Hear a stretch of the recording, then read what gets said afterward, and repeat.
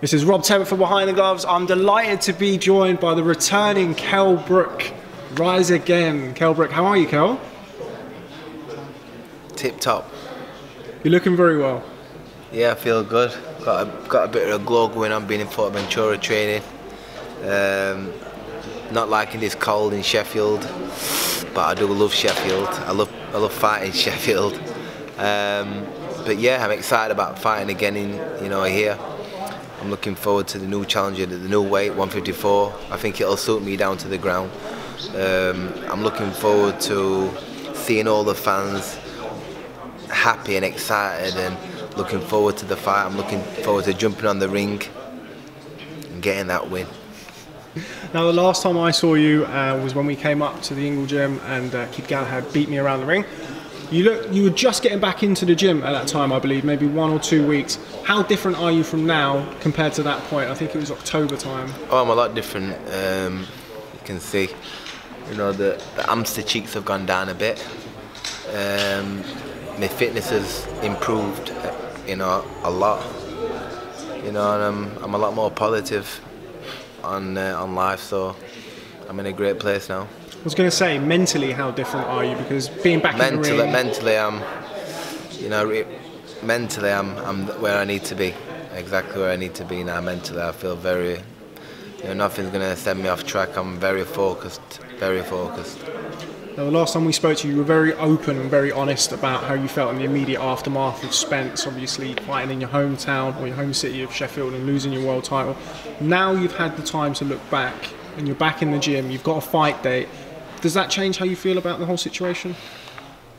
It does. You've got to put it to bed. Time's a healer, and time's a healer. I'm on to a new chapter. I can't really, stay there because you've got to move on in life. I'm on to a new challenge in Rabchenko, a new division, a new year. So, like I said, all saying that, I am positive about this year. I'm going to give it my whole this year and see where we are at the end of the year. As you mentioned, you returned to the ring at 154 pounds. Division that is sort of, I think, flies under the radar a little bit in boxing. I think there's a lot of good fighters in there without being sort of the big name fighters. Is that where you're looking to fight going forward, or is it just 154 for this fight and see how you get on in the future? 154, see how we get on, see how I perform, see what's on the table. But around that way, that's where I'm going to be. Something I asked Dom, I just wanted to gauge your opinion on it. With Golovkin, so fighting at 160, then coming down to 147 to fight Errol Spence, do you regret that? I do. I can't help getting ill, but I think putting that muscle on and then cutting it down to the fine line in preparation, how long I've got left, I had to take muscle off, I had to kill myself to make the weight. Got ill and the camp didn't go as well as I wanted it to as well.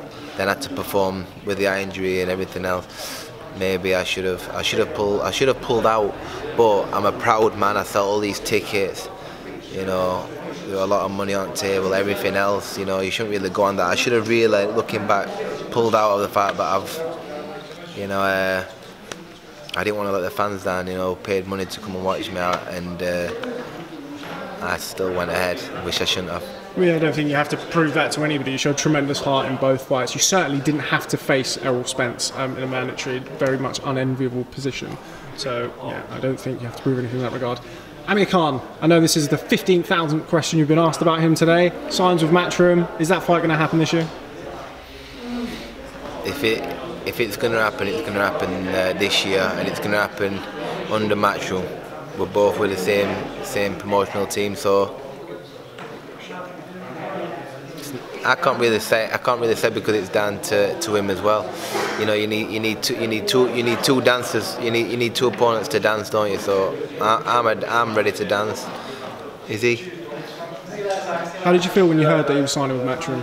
Mixed emotions initially at first, but then after, I thought great move, Eddie.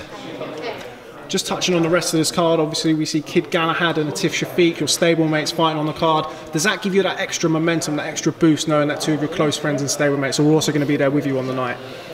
It gives me a boost because we're in the gym together and we're both sparring, training, everything, eating together, and we're pushing each other. And we're both fighting on the same date, so we both want the best for us all.